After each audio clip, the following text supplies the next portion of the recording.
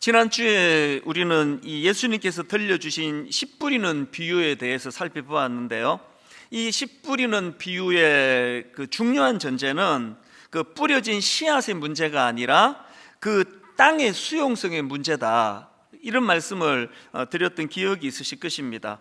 예수님께서 뿌려주시는 그 말씀의 씨앗에는 생명력이 있기 때문에 그 말씀을 수용하는 마음의 밭, 좋은 마음의 밭에 떨어지면은 30배, 60배, 100배의 그런 결실이 일어난다, 이런 내용의 비유의 말씀인데요.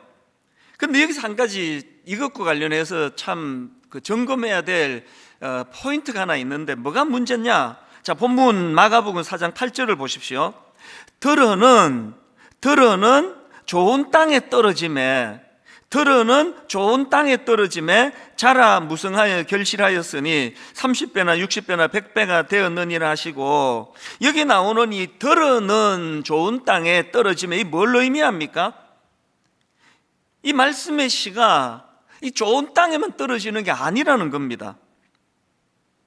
그 말씀을 받는 그 사람의 마음밭이 길가 같기도 하고 돌밭 같기도 하고 가시떨기 같기도 해가지고 새가 그 씨를 먹어버리는 것처럼, 해가 돋은 후에 타서 말라버리는 것처럼, 가시떨기의 기운에 막혀 결실하지 못하는 것처럼 그 사람들의 심령에 말씀이 잘 스며들지 못하는 경우가 많다.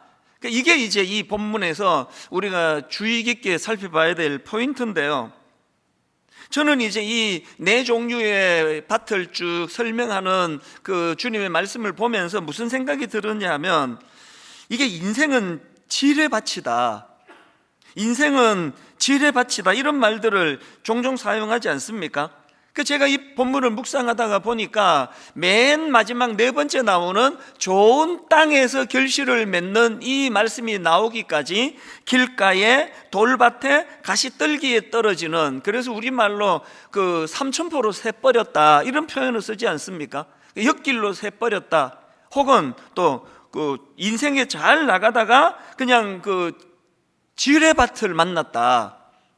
왜 이런 일이 일어나느냐? 시편 140편 5절에 보니까 교만한 자가 나를 해하려고 올무와 줄을 놓으며 길 곁에 그물을 치며 함정을 두었나이다.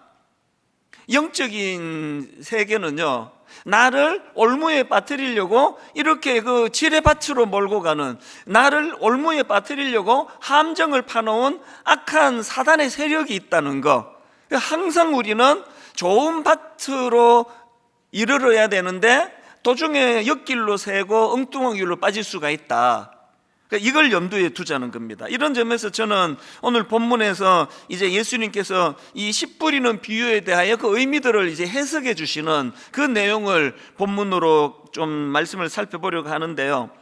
그 예수님의 씨 뿌리는 비유를 보면서 이제 우리가 피해야 될 이 세 종류의 밭이 있다, 이걸 좀 살펴보려고 합니다. 우리가 피해야 될 첫 번째 종류의 밭은 길가입니다. 마가복음 4장 3절 4절입니다. 들으라, 씨를 뿌리는 자가 뿌리러 나가서 뿌릴새 들으는 길가에 떨어짐에 새들이 와서 먹어버렸고. 이 길가, 그래서 이제 이 밭과 밭 사이에 있는 그 작은 통로 길가는 사람들이 늘 들락날락거리다 보니까 그 땅이 많은 사람들의 밟혀 가지고 굳어져 버린 상태입니다. 땅이 그렇게 굳어져 있으니까 거기에 뿌려진 씨앗이 뭐 땅 속으로 들어갈 수가 없는 거거든요. 그러니까 여기 나오는 이 길가는 이 마음이 굳어져 있는 상태, 그 예수님의 말씀이 들려지지만 그 마음이 굳어져 있어서 말씀이 그 마음밭에 스며들지 못하는 상태, 이게 길가로 그렇게 비유가 되고 있는 거거든요. 그 당시 바리새인들과 서기관들을 포함한 그 일부 종교 지도자들의 마음의 상태, 이게 굳어져 버린 이 길가의 상태 아니겠습니까? 지난주에 이제 마가복음 4장 1절부터 9절까지 해서 예수님의 이 비유의 말씀이 잘 이제 선포가 되고 나니까 나중에 이제 다 가고 난 다음에 일부 사람들이 예수님께 와서 묻습니다. 예수님 왜 비유로 말씀하십니까? 그랬더니 예수님이 대답하시기를 11절 12절입니다. 이르시되 하나님 나라의 비밀을 너희에게는 주었으나 외인에게는 모든 것을 비유로 하나니 이는 그들로 보기는 보아도 알지 못하며 듣기는 들어도 깨닫지 못하게 하여 돌이켜 죄사함을 얻지 못하게 하려 함이라 하시고, 이게 자칫 오해하기 쉬운 그런 표현으로 지금 되어 있는데요, 이 말씀의 의미는 이렇습니다. 지금 예수님께서 설명해 주신 이 12절 말씀은 구약의 이사야 6장 9절 말씀을 인용하신 거거든요. 여호와께서 이르시되 가서 이 백성에게 이르기를 너희가 듣기는 들어도 깨닫지 못할 것이요 보기는 보아도 알지 못하리라 하여, 지금 예수님이 인용하신 이 이사야 6장의 말씀의 배경은 그 시대가 얼마나 악한 시대였는지, 그 배경이 이사야 1장 2절입니다. 하늘이여 들으라, 땅이여 귀를 기울이라. 여호와께서 말씀하시기를 내가 자식을 양육하였거늘 그들이 나를 거역하였도다. 또 5절에 보니까 너희가 어찌하여 매를 더 맞으려고 패역을 거듭하느냐. 온 머리는 병들었고 온 마음은 피곤하였으며 발바닥에서 머리까지 성한 곳이 없이 상한 것과 터진 것과 새로 맞은 흔적뿐이거늘 이것을 짜며 싸매며 기름으로 부드럽게 함을 받지 못하였도다. 그리고 오죽하면은 그 다음 18절을 보십시오. 여호와께서 말씀하시되 오라 우리가 서로 변론하자. 오라 우리가 서로 변론하자. 얼마나 그 하나님의 말씀을 받아들이지를 못하는지 막 이 하나님의 그 답답하신 마음이 이렇게 표현된 거 아닙니까? 우리가 자녀를 기르다가 사춘기 애가 너무나 부모 말에 귀를 안 기울이면 막 이런 표현이 나오잖아요. 너 한번 엄마하고 한번 정말 깊이 좀 얘기 좀 해보자. 예수님이 지금 그 어떤 시대 상황을 배경으로 말씀을 주시는지 아시겠죠? 그러니까 지금 예수님께서는요, 그들이 구원받는 걸 내 원하지 않는다 이런 말씀을 설마 하시겠습니까? 이 비유를 지금 설명하시는 예수님께서 지금 그 당시 사람들의 마음의 밭이 얼마나 굳어 있어 주님의 말씀이 스며들지 못하는 그 안타까움을 이렇게 표현하고 있는 거거든요. 이게 바로 딱딱하게 굳어진 그 길가의 상태, 이걸 말하는 거 아닙니까? 예수 믿는 우리가 늘 경계해야 되는 게 이겁니다. 그 당시 종교 지도자들의 그 경직됨, 그 초신자들이 아니거든요.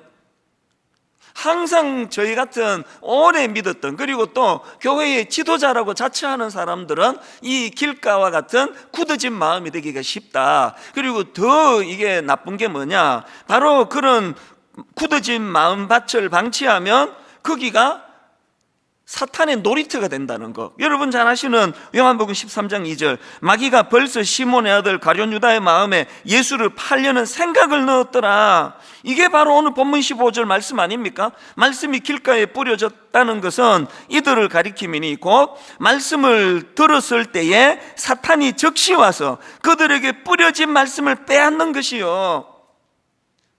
혹시나 교회 생활을 오래 하고 또 봉사하다가 담임 목사한테 상처를 받으신 분 계시면요, 그 푸셔야 돼요.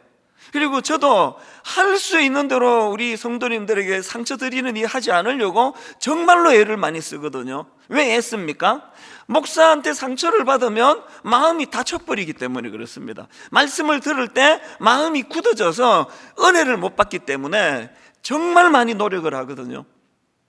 여러분, 교회는 다 연약한 존재들이 모이기 때문에 때로는 상처를 내가 누군가에게 주기도 하고 또 다른 누군가에게 내가 상처를 받기도 하는데, 이 문제는 나와 너의 문제가 아니라 나와 하나님의 문제예요.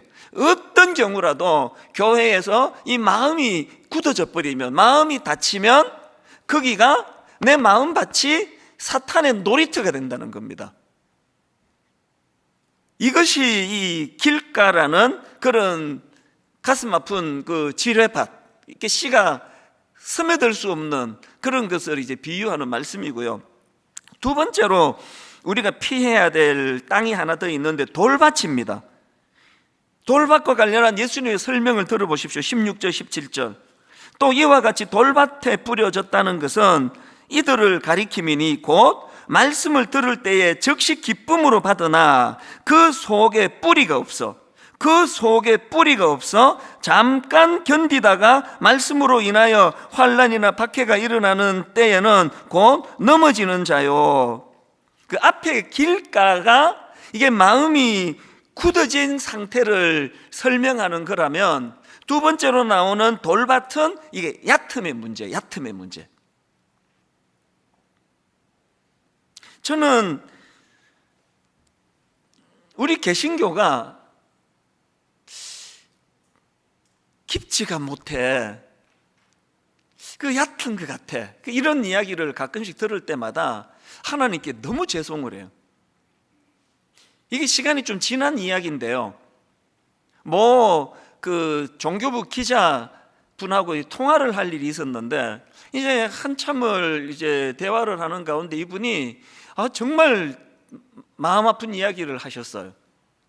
이분이 이제 종교부 기자다 보니까 여러 이제 그 종교 지도자들을 만나고 대화하고 그럴 기회가 있는데, 제가 시간이 좀 지난 일이라서 정확한 기억이 지금 가물가물합니다만, 무슨 일로 이분이 이제 천주교 지도자도 만나 대화하고, 불교 지도자도 만나 대화하고, 우리 개신교 지도자도 만나 대화해 보니까 자기가 만난 그 특정인이죠, 그 개신교 지도자가 그 대화의 수준이 제일 떨어지더라. 그런 이야기를 하는 거예요. 제가 그 얘기를 듣는데 정말 이렇게 마음이 이렇게 싸하더라고요. 물론 그 기자분이 만난 그분이 한국 개신교를 대표하는 분도 아니고 목사님들의 수준이 그 한 분으로 평가되는 건 아니지만, 가슴 아픈 건 꽤 많은 이런 생각들을 하고 있는 게 현실이라는 겁니다.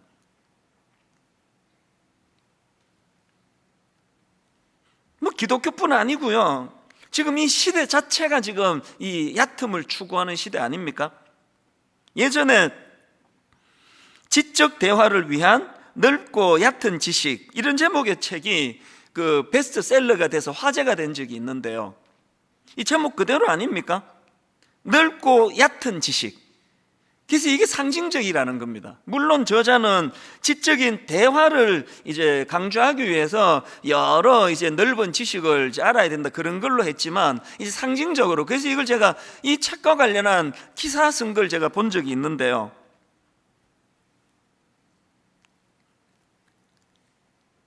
이 시대가 이 얕음이 흠이 되지 않는 시대다, 그렇게 규정하는 게 제게 참 인상적이었습니다. 그리고 어떤 그 사회학과 교수님이 이런 말을 했습니다. 지금 시대는 얕은 지식이 매력적인 시대이다. 이 시대식이 풍조예요. 그러니까 저는 제 집에 딸이나 아들, 우리 아이들을 보면서 늘 강조하지만, 정말 이 사탄이요, 우리 시대 다음 세대를 흔드는 공격 중에 하나가 이 얕음을 얕음. 그래서 지금 큰일 났습니다. 많은 청소년들이나 청년들 얘기를 들어보면은 이제는 이런 좀 두꺼운 책을 전혀 읽는 습관이 안 돼 있다는 거예요. 그리고 또 전부 다 영상으로, 유튜브로 다 해결을 하는데, 그것도 또 제가 들은 이야기 중에 마음이 아픈 게, 5분을 넘기면은 집중을 못 한다는 게, 모든 걸 짧게 이건 보통 문제가 아닙니다. 이렇게 얕음을 자랑하는 이런 시대다 보니까 우리가 자녀 교육에 대해서도 그렇고, 그래서 이 문제가 제대로 정리가 잘 안 되면 그야말로 바람에 나는 겨와 같은 인생, 그냥 시류에 흔들리는데 이 중심을 잃어버린 것 같은 거 아닙니까? 그렇기 때문에 저는 이런 점에서 19세기 사상가 헨리 데이빗 소로우가 쓴 책입니다. 월든이라는 책을 제가 굉장히 주목을 합니다. 이 월든이라는 책은요, 저자 소로우의 그 대단한 분이에요. 이분이 하버드 대학교를 졸업했는데 다른 졸업생들과는 다른 길을 갑니다. 여전히 이 땀 흘려 수고하는 그런 노동의 중요성을 삶으로 실천하고, 그리고는 급기야 자기 내면에 집중하기 위해 가지고 이 월든 호숫가 숲속으로 들어가서 거기서 5평짜리 오두막을 짓습니다.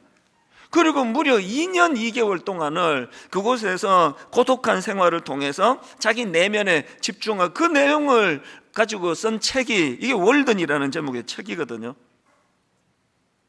저는 헨리 데이빗 소로의 이 이야기 중에서 월든의 이 오두막에 있었던 세 개의 의자, 이걸 제가 오늘 좀 제가 소개해 드리고 싶은데, 이게 뭐냐 하니까 그 소로가 이런 말을 했습니다.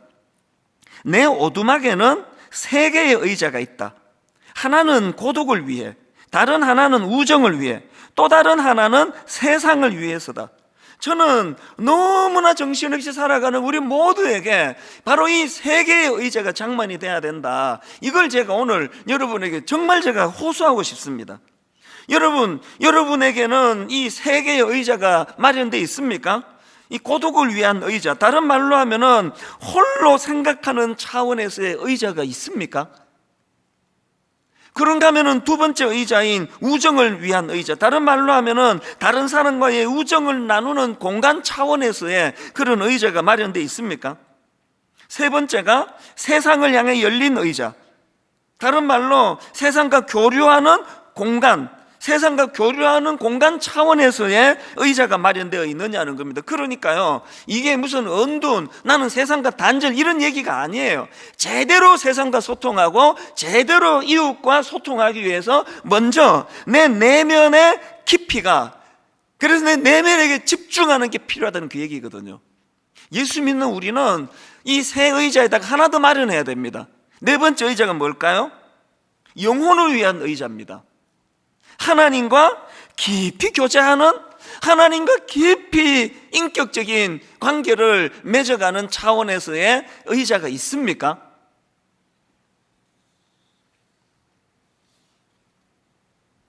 이런 내용을 다루고 있는 그 속도에서 깊이로, 이런 제목의 책이 있는데요, 이 속도에서 깊이로라는 이 책에서 뭘 이제 권하는가 하니까, 우리가 뭐 너무 바쁘게 살아가는데 우리가 그 소로처럼 2년 2개월을 막 격리된 어느 숲속으로 살 수 없잖아요. 당장에 제가 이제 오늘 내가 너무 이게 깊이가 없는 것 같아서 한 2년 반 어디 설악산 오두막 짓고 오겠습니다. 그게 말이 되는 소리냐고, 못하는 거거든요, 우리는.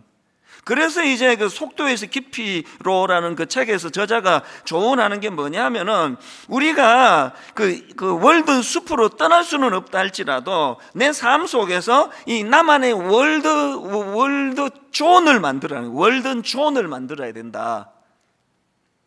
자기 집안에서도 제가 전에 말씀드렸잖아요. 어떤 성도님이 하나님과 깊이 묵상하기 위하여, 큐티하기 위하여 집이 너무 작아서 화장실을 하나님과 대면하는 그 장소로 정하고 화장실을 사용했다 그러잖아요. 이게 이 속도에서 깊이로라는 책에서 말하는 자기만의 월든 존이에요, 존. 제가 새벽을 몸부림치는 이유도 바로 이 문제입니다. 제가 새벽에 일어나가지고 분당 우리 교회 10만 명 만들어 달라고 기도했겠습니까? 제가 한국을 대표하는 목사로 저를 좀 키워달라고 그런 기도했겠습니까? 새벽마다 제가 목마른 기도 제목 딱 하나예요. 아버지, 종이 너무 얕은 것 같습니다. 아버지, 종이 깊이가 없습니다. 이게 가장 속상하는 문제거든요. 사람이 몇 명이 더 늘고 더 줄고 이게 문제가 아니라, 아니 우리 하나님은 그 깊으신 하나님인데, 이런 점에서 저는 시편 1편 1절 2절이요, 복 있는 사람은 악인들의 꾀를 따르지 아니하며 죄인들의 길에 서지 아니하며 오만한 자들의 자리에 앉지 아니하고 오직 여호와의 율법을 즐거워하여 그의 율법을 주야로 묵상하는 자로다. 이게 아까 말했던 그 세 개의 방, 네 개의 방, 거기에 세 개의 의자, 네 개의 의자를 마련해야 된다, 그 이야기 아닙니까? 제가 왜 새벽이 너무너무 좋은가 하면은요, 새벽에는 저한테 문자 보내고 별로 없습니다. 별로가 아니라 아예 없습니다. 이 새벽에 전화 오는 데가 있습니까? 그저 깊이 하나님 앞에 자기를 돌아보고, 그래서 저는요, 어제도 경험했고 그 전날도 경험했는데, 새벽이 너무너무 제게 기쁜 시간인 동시에 또 한편 내 이 실체를 바라보게 되는 괴로운 시간이에요. 그 전날에 제가 우리 교역자들에게 위한다고 툭 던진 말이 이게 얼마나 얕은 차원의 말이었는가를 누가 지적을 해주는 적이 없는데도 그게 새벽마다 저는 아파요. 난 왜 이렇게 얕을 수밖에 없는 건가? 로마서 11장 33절에 보면은 깊도다 하나님의 지혜와 지식의 풍성함이요 그의 판단은 헤아리지 못할 것이며 그의 길은 찾지 못할 것이로다. 세 번역으로 보니까 하나님의 부유하심은 어찌 그리 크십니까? 하나님의 지혜와 지식은 어찌 그리 깊고 깊으십니까? 우리가 예수 믿은 지 지금 몇 년 됐냐고요. 좀 이런 답답함이 좀 있어야 되는 거 아닙니까?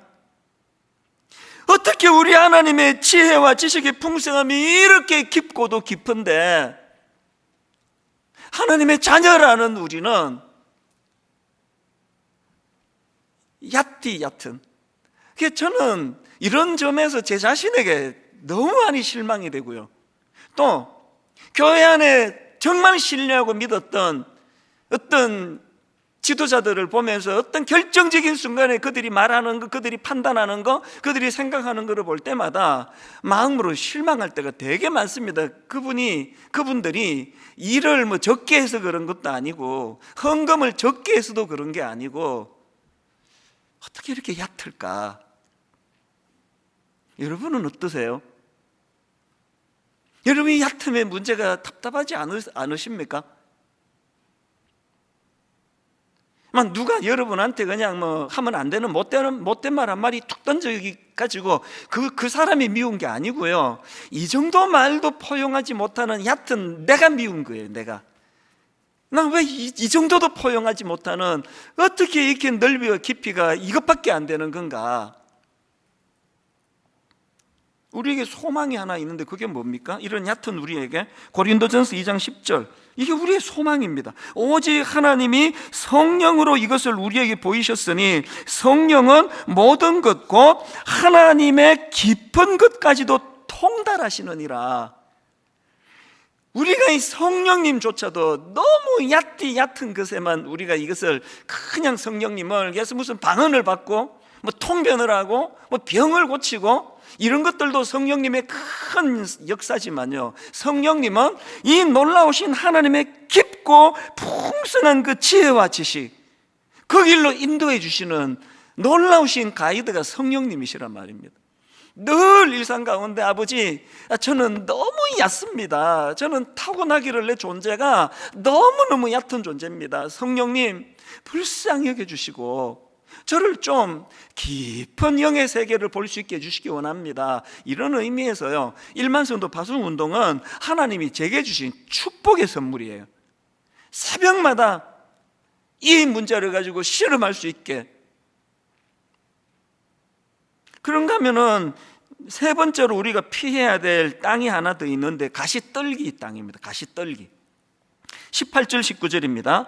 또 어떤 이는 가시떨기에 뿌려진 자니 이들은 말씀을 듣기는 하되 세상의 염려와 재물의 유혹과 기타 욕심이 들어와 말씀을 막아 결실하지 못하게 되는 자요. 예수님의 이 분석을 우리 놓치시면 안 됩니다. 여러분, 가시떨기 밭과 같은 그 마음의 밭은 어떤 밭입니까? 말씀이 또 들려줘요. 은혜도 받아요. 눈물도 흘려요. 그러나 이미 내 내면에 굳어져 버린 세상의 염려와 재물의 유혹과 기타 욕심이 이 말씀을 막아버리는 거예요. 금방 은혜를 받았지만 이미 내 안에 자리 잡고 있는 이 욕심이 말씀을 수용을 못하게 만드는 거거든요. 성경에 대표적인 케이스가 마가복음 10장에 나오는 부자 청년 아닙니까? 이 부자 청년이 예수님께 달려와 가지고 내가 뭘 해야 영생을 얻으리까 질문을 해요. 그래서 예수님께서 살인하지 마라, 간음하지 마라, 도둑질하지 마라, 거짓 증언하지 마라, 이런 계명들을 잘 지키는 게 중요하다 그랬더니 이 청년이 그 말을 받아가지고 냅딱 하는 말이 뭐냐? 마가복음 10장 20절 그가 여짜오되 선생님이여 이것은 내가 어려서부터 다 지켰나이다. 가만히 보니까요, 진짜 진리가 궁금해서 찾아간 거 아닌 것 같아요. 자랑하기 위해서. 이게 얕음의 문제 아닙니까? 나 이런 거 다 지키고 있다고. 그랬더니 예수님이 그런 청년에게 혀를 찌르는 말씀을 주십니다. 21절 예수께서 그를 보시고 사랑하사 이르시되 네가 아직도 한 가지 부족한 것이 있으니 가서 내게 있는 것을 다 팔아 가난한 자들에게 주라. 그리하면 하늘에서 보화가 내게 있으리라. 그리고 와서 나를 따르라 하시니, 그랬더니 그 다음 청년의 태도 행동을 보십시오. 22절 그 사람은 재물이 많은 고로 이 말씀으로 인하여 슬픈 기색을 띠고 근심하며 가니라. 이게 바로 오늘 본문 19절에서 예수님이 비유로 주신 말씀, 세상의 염려와 재물의 유혹과 기타 욕심이 들어와 말씀을 막아 결실하지 못하게 되는 자요. 딱 이게 이 말씀이 그 청년에게 해당되는 거 아닙니까? 오늘 여러분 수많은 이 예수 믿는 분들 주일마다 교회를 찾고 늘 은혜를 구하는 우리들의 모습이 바로 이런 모습이 아닌지 돌아보셔야 된다는 겁니다. 일만서도 파송 운동은 하나님이 내게 주신 선물이다 이렇게 생각할 수 있는 건 지난 8년 동안 이 문제를 하나님이 드러내 주셨거든요. 네가 굉장히 그럴듯하게 포장을 하고 있지만 네 근원 속에 네 교회만을 위하는 탐심이 자리 잡고 있다는 거, 부인할 수 없는 하나님의 말씀 앞에 이 8년간 지금까지 싸워오고 있는 거거든요. 여전히 내 교회 잘 되는 게 좋고, 내 교회 하다못해 지금 코로나 이후로 유튜브로 내 설교 조회수가 많은 것조차도 난 그거를 피할 수가 없는 기쁨이거든요. 늘 싸워야 되는 게 이 문제거든요. 우리 본능에 내버려 두지 말고 이 본능에 역행하기 위하여 늘 싸워야 돼요. 아버지, 내가 이렇게 저질입니다. 내가 하여튼 하나님의 말씀이 흥왕하고 한국교회가 다 같이 부흥하고 이런 데 관심보다는 그저 분당 우리 교회 잘 되는 거, 이 29교회로 우리가 이렇게 분립을 해나가고, 이제 여러분 부탁드리는데요, 주 안에서 자유하십시오. 지금 결정 안 하셔도 됩니다. 올 연말에 29교회를 안 따라가셔도 돼요. 분당 우리 남으셔도 돼요. 그리고 또 이 29교회도 아니고 분당 우리 교회도 아니고 난 다른 교회로 간다, 한 가지만 제 부탁을, 간청을 들어주세요. 작은 교회로 가십시오. 지금 하나님이 너무 큰 교회로 몰리는 거 이걸 하나님이 싫어하셔서 일만수도 파수 운동을 시작했는데 이 교회는 이제 나가라 그러네. 이게 또 다른 큰 교회를 찾아가신다면 이게 어떻게 하나님 마음에 이게 합한 생각이겠냐고요. 동네에 있는 자그마한 교회에 건강한 교회가 참 많습니다. 내 한 교회가 잘 되는 것이 중요한 것이 아니라 정말 이 하나님의 마음을 헤아릴 수 있는, 그래서 늘 내 안에 부인할 수 없는 세상의 염려와 재물의 유혹과 기타 욕심이 들어와. 왜 여러분 세상에 염려가 많습니까? 원래 탐심이 많으면, 욕심이 많으면 염려가 많아지게 되는 거거든요.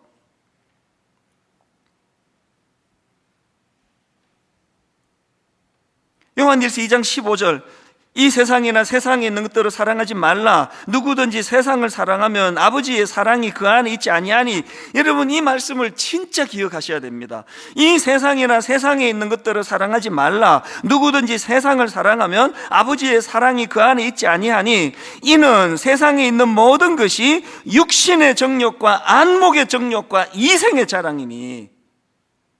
육신의 정욕과 안목의 정욕과 이생의 자랑이니 다 아버지께로부터 온 것이 아니요 세상으로부터 온 것이라. 이게 우리 앞에 놓인 지뢰밭이란 말이에요. 이 지뢰밭, 이거 밟으면 좋은 땅이고 뭐고 마음이 가지를 않아요.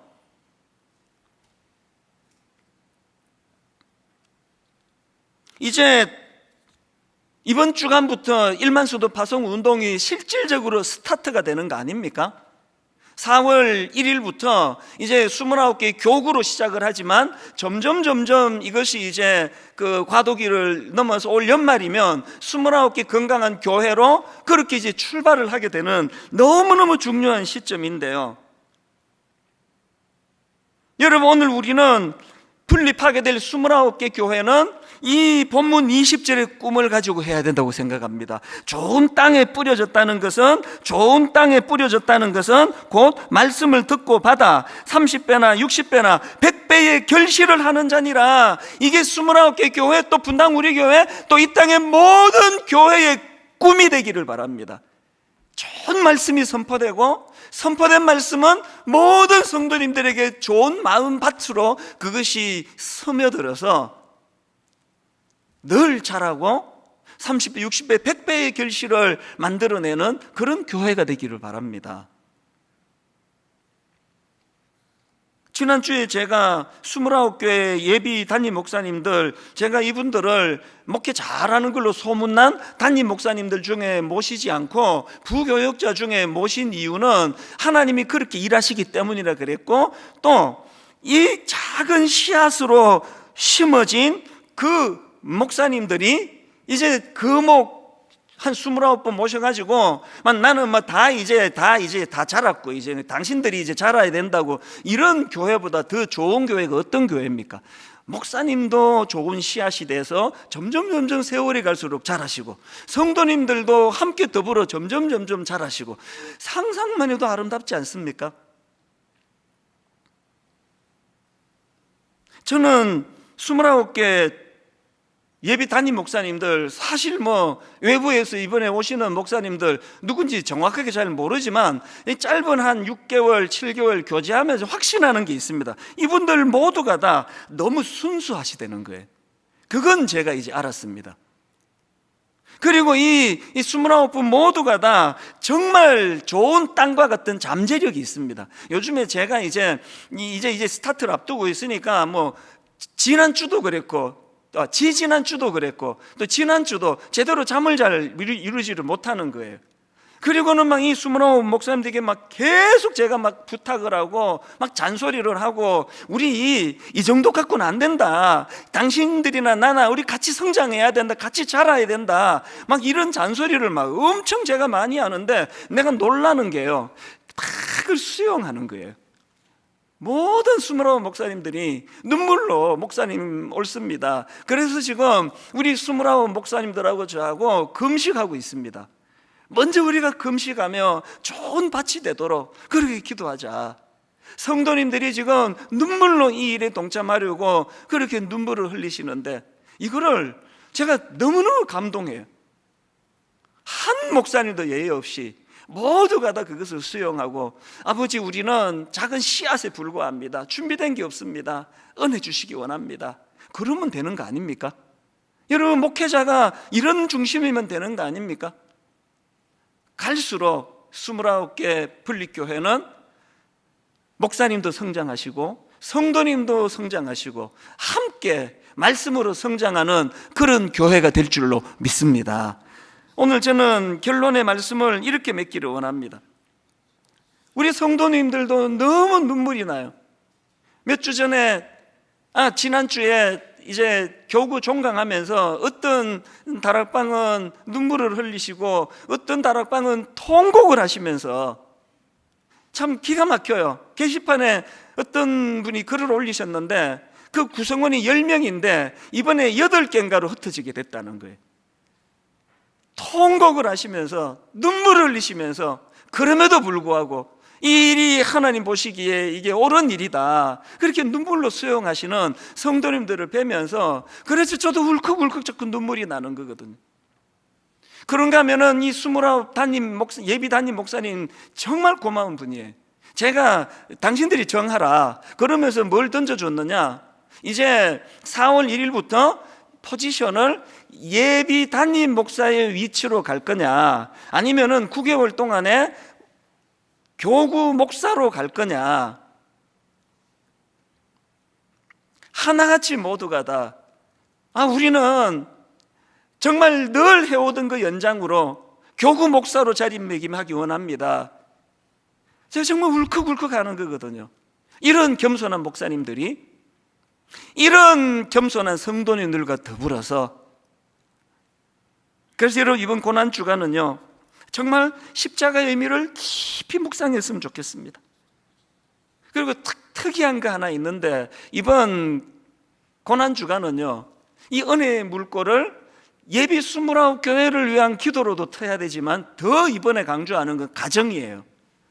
그래서 이번 고난주간의 강력한 특징은 제가 설교를 길게 준비하지 않으려고 애를 쓰고 있습니다. 그리고는 그렇게 공예배가 마쳐지면 모든 가정에서 엄마와 아빠가, 어린 자녀들이 이 받은 말씀을 가지고 좋은 밭이 돼서 함께 대화하고 함께 꿈을 나누고, 이런 고난주간, 그래서 이 십자가의 은혜가 가정을 살리고 가정을 회복시켜 주시는 그래서 이제 홈페이지 오셔서도 자료를 다운받으시고요, 카카오톡으로 등록을 하시면 아침마다 묵상할 거리를 보내드린다고 하네요, 팀에서. 제가 눈물을 흘릴 수밖에 없는 것, 너나 없이 다 약한데, 죄성으로 우리는 얕은 인생인데, 때로는 마음이 너무 길가에 던져진 씨앗처럼 딱딱하게 굳어 있는데, 주님의 십자가로 인해 우리를 옥토로 만들어 주시는 것, 이것을 누리며 사는 것이 신앙생활이라고, 이번 고난주간에 이 은혜를, 이 십자가의 능력을 마음 깊이 묵상하고, 그래서 모두가 다 부활주의를 앞두고 하나님 앞에서 옥토, 좋은 밭이 돼 30배, 60배, 100배의 결실을 거두는 그런 성도님들, 그런 교회가 되기를 주님 이름으로 축원합니다. 오늘 이 말씀을 기억하시면서 이 찬양이요, 우리 죄 위해 죽으신 주, 십자가 그 사랑 감사하네, 날마다 주의 형상대로 변화되리라, 십자가 우릴 새롭게 하네. 하나님, 나는 길가에 던져진 씨앗 같은 마음밭이었습니다. 하나님, 참으로 저는 가시덤불 속에 던져진 씨앗 같은 존재입니다. 그런데 하나님, 십자가 은혜로 옥토가 되기를 원합니다. 어떤 말씀도 수용할 수 있는 그 깊은 영혼을 소유하고 싶습니다. 우리 이런 마음을 가지고 이 찬양을 주님께 불러드리면 좋겠습니다. 우리 죄 위해 죽으신 주, 우리 죄 위해 죽으신 주, 십자가 그 사랑 감사하네, 그 사랑 감사하세. 날마다 주의 형상대로 변화되리라, 주의 형상대로 변화되리라. 십자가 우릴 새롭게 하리. 우리 다시 한번 고백합니다. 교회 생활하다 보니 내 마음밭이 길가가 된 것 같습니다. 교회에 대한 거부감도 많고, 교회에서 만나는 성도들을 대하고 목회자들을 대할 때도 마음의 상처가 많습니다. 여러분, 이건 나와 너의 문제가 아니라 하나님과의 문제예요. 이유야를 막론하고 옥토가 돼야 돼요. 하나님, 제 마음밭이 돌밭 같습니다. 얕습니다. 뭘 하나 생각을 해도, 뭘 하나 판단을 해도 참 저는 얕습니다. 깊은 영적인 무게감이 있어야 자녀들을 인도할 수 있는데, 내 아내와 남편을 섬길 수 있는데, 하나님, 저는 너무 얕습니다. 분당교회 담임 목사로서 제가 가장 괴로운 게 이거라면 각 가정의 부모님들이 갖는 아픔도 이거라 생각합니다. 하나님, 내 안에 가시떨기 같은 게 있습니다. 너무나 세상적인 거, 물질적인 거, 탐심, 그래서 날마다 내 마음에 근심이 많습니다. 오 하나님, 십자가 말고는 이것을 바꿀 힘이 없습니다. 이번 고난주간 무엇보다도 월요일부터 금요일까지 십자가를 묵상하며 온 가족이 자녀들과 더불어 마음과 마음을 열고 서로를 긍휼히 여기며 우리 가정을 위하여 기도하기 원합니다. 자녀들의 마음을 흔들어 주시기를 원합니다. 이런 마음을 가지고 우리 다시 한번 십자가를 사모하면서 이렇게 찬양하기 원합니다. 우리 죄 위해 죽으신 주, 십자가 그 사랑 감사하네. 얕은 우리 심령이지만 은혜를 사모합니다. 날마다 주의 형상대로 변화되리라. 십자가 우리 새롭게 하리. 그 십자가 주님의 사랑, 놀라운 사랑 찬양하리라. 우리를 위해 생명 주셨네. 놀라운 사랑 찬양하리라. 십자가의 그 능력, 십자가의 그 사랑,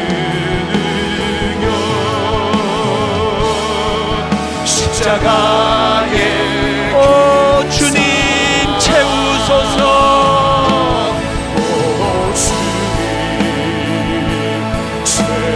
나의 잔을 높이 둡니다. 나의 잔을 높이 듭니다. 하늘 양식 내게 채워주소서.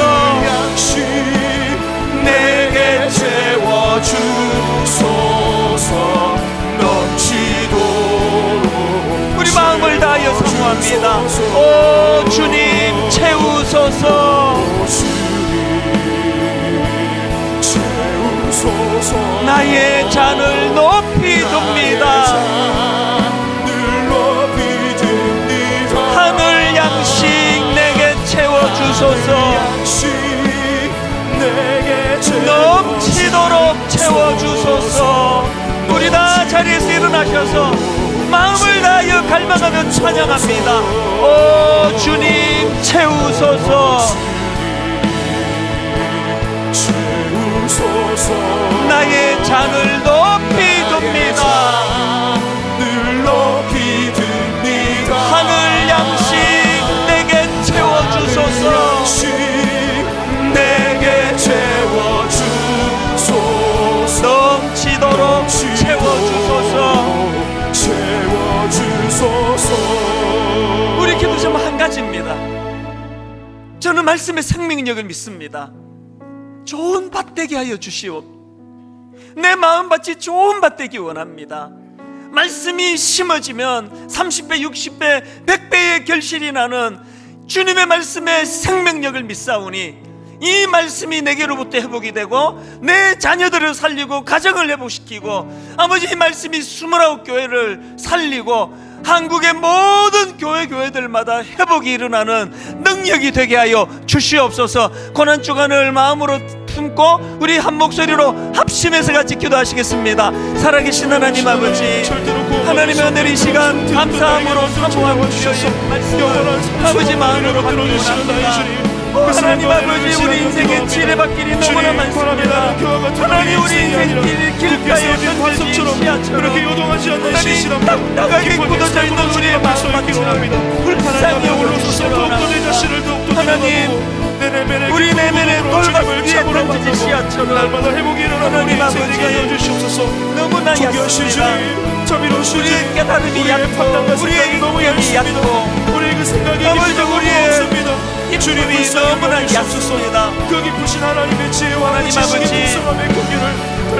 우리 내면이 아버지 가시떨기와 같이 너무나 세상을 향하여 소리를 세우시고 아버지 내 안에 지울 수 없는 세상을 향한 참심으로 우리가 믿음으로 하나님의 말씀이 들어오는 것을 방해하는 것 불쌍히 여겨주시기를 원합니다. 주의 성령으로 내 마음 주장하시고 붙잡아 주시옵소서. 좋은 밭 되기 원합니다. 말씀이 내 영혼을 살리는 능력이 생명력 있는 주님의 말씀이 선포될 때에 그것을 내 온 마음으로 받아들일 수 있는 아버지 하나님 수용성 있는 말씀을 아버지 같이 되게 하여 주시옵소서.